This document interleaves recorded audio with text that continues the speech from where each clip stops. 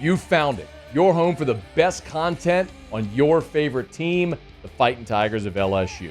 Do us a favor, subscribe to the channel, leave your comments below, and be sure to smash that like button.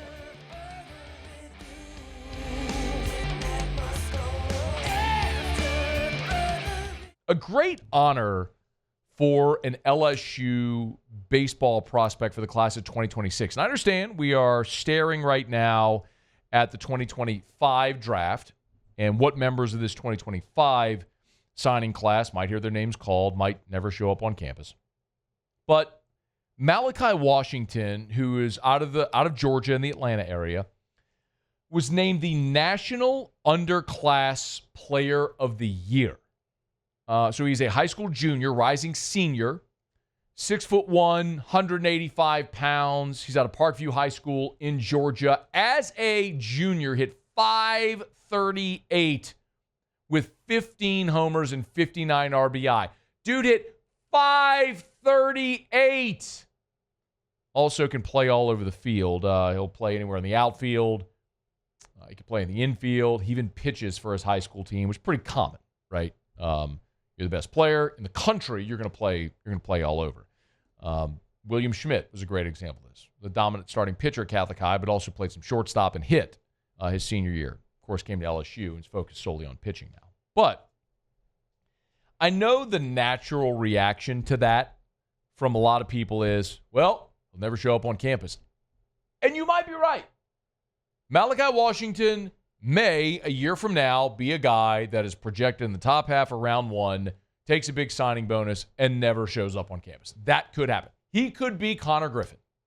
Connor Griffin was a kid out of Mississippi, committed to LSU early. He just kept getting bigger and bigger, ends up being the 9th pick of the draft by Pittsburgh. And right now, he's the top prospect in the Pirates organization, in the minor leagues, in the Pirates organization. I mean, he has shot up boards in prospect ranking lists. He's incredible. I mean, he was described to me as a sophomore in high school by scouts as the Bryce Harper, Mike Trout, like that type of dude in the outfield. That type of size, athleticism, power, all of it. He's the rare dude that comes along every 10 or 15 years, and he was the next one, and he lived up to it throughout the whole pre-draft process, went 9th overall, and he's doing great in the minors right now. Maybe that's Malachi Washington next year. Or maybe he's Cade Arrambide. Because I'll remind you that Cade Arrambide, a year ago, was a guy that everyone thought was sure to sign a pro contract coming out of high school. He was the best catching prospect in America. Well, he goes and plays his senior year. The bat didn't really come along his senior year. Had a little down year offensively as a senior. Stayed true to his number. Ends up on LSU's campus. There's Dylan Cruz. Dylan Cruz was a guy who I think a lot of pro scouts knew was going to be a tough sign. His family does very well. It was going to be a challenge because money wasn't going to be at the core of Dylan Cruz's decision. And lo and behold, he ended up not getting the offer he wanted coming out of high school because he knew, even though what he was offered was in the 7 figures, he could come to LSU and eventually be the 2nd pick of the draft and make $10 million in a signing bonus in one fell swoop, which is ultimately what happened. Wins the Golden Spikes, wins a national championship, forever legacy at LSU, 2nd pick of the draft, made his money. And that was already in the show, by the way. There's other cautionary tales. There's Cam Johnson. Cam Johnson, when he signed with LSU and showed up on campus, was the highest rated signee ever to show up on campus. It's a lefty throwing 100. Those dudes don't make it to college. Cam Johnson did and struggled with command, was here for a year, went to Oklahoma, struggled with command, and we'll see what the future holds for him. I hope it's very bright and there's tremendous upside and it works for him. I hope he gains his command and becomes a great pitcher because I want people to succeed. Cam Johnson was the highest rated prospect ever to show up on campus until Derek Curiel did. And that's a guy who a year ago, during the summer before the draft, made the announcement that he was not going to sign a pro contract, that he was going to show up at LSU. And lo and behold, seems like that's a pretty good decision. Starts every game as a freshman, leads the team in batting average, was awesome this year, playing in the outfield. And he'll be a draft-eligible sophomore next year, and he'll be a guy that goes in round one, probably top half of round one, especially if some of that power tool develops from his freshman to his sophomore year. There's William Schmidt, who we just talked about as well, guy who just wanted to play for LSU. And then there's Alex Bregman, who, more than a decade ago now, again, was a guy who everybody thought was going to go straight to the pros. But he broke a bone in his hand his senior year. It limited his ability to play his senior year of high school.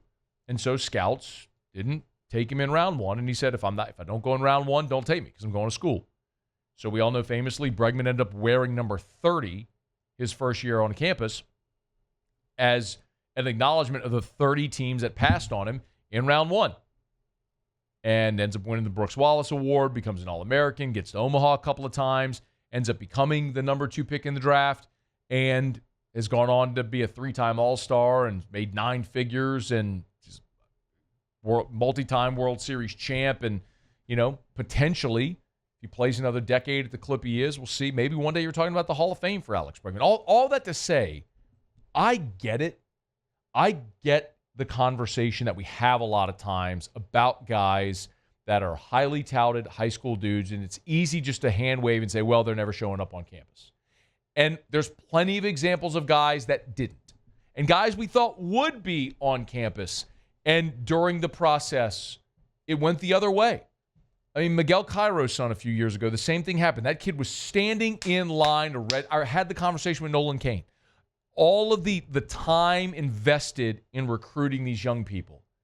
I remember having the conversation with Nolan Cain. He told me, Miguel Cairo, he was on campus, standing in line, registering for classes when his phone rang. His agent told him the number, boom, and then he was gone. Zach Lee, more than a decade ago, was going to be a 2-sport guy at LSU. He was literally going through fall camp after the Dodgers drafted him. He was going through fall camp for football. And I remember sitting there talking to that dude that's when LSU had a media day. It was one day you could interview anybody. And I remember going to interviewing Zach Lee. And he was there one day, and the next day, Frank McCourt and the Dodgers gave him $6 million, and we never saw him again. So the baseball draft is just such a crapshoot.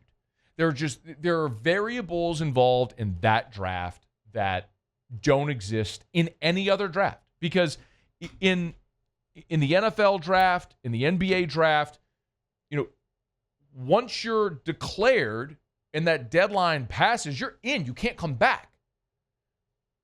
Because you can hear your name called and come back, and you have that. That's why leverage is so important.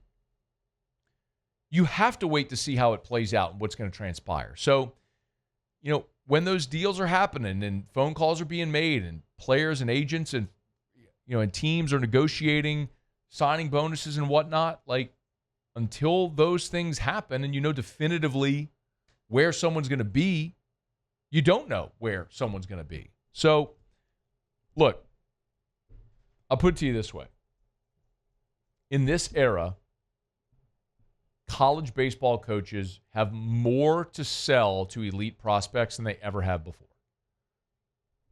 NIL is a piece of it. Rev share is a piece of it, no doubt. But maybe an even bigger piece of it is the ability to fast track to Major League Baseball and get ultimately to the second contract, which is where, in theory, you'd make your real money, not on the signing bonus. Some of these guys will make $750 on a signing bonus. That's great. I mean, that is great money for 99% of humanity. But what really matters for a lot of the guys isn't that signing bonus money. It's, how do I get to the show, get to my second contract, past arbitration, my second contract, so I can make $50 million, $100 million, whatever that's going to look like. And college baseball is providing a path for those guys now more than it ever has before because of the opportunity to make money in college, play meaningful games against great competition, avoiding the long bus rides in the minors. A minor league system, by the way, which has shrunk, is contracted.